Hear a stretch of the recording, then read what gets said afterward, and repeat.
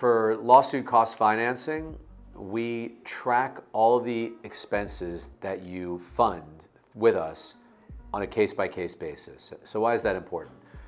If you have a traditional bank line of credit and you use that bank line of credit for working capital and commingled case expenses, the bank is not going to track each case separately, so you will not be ethically permitted to pass that interest onto your client.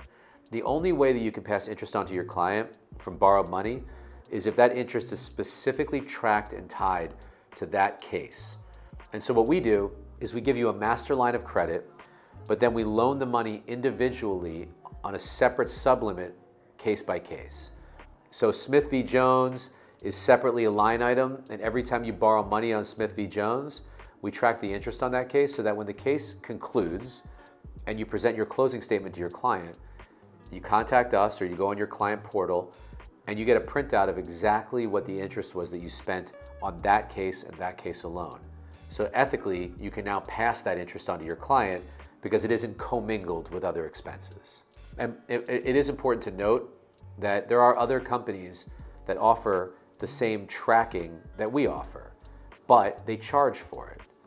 When we first developed this product, we didn't quite understand how a company could charge a client for a system that they need anyway. You know, our system already tracks interest. We're a lender.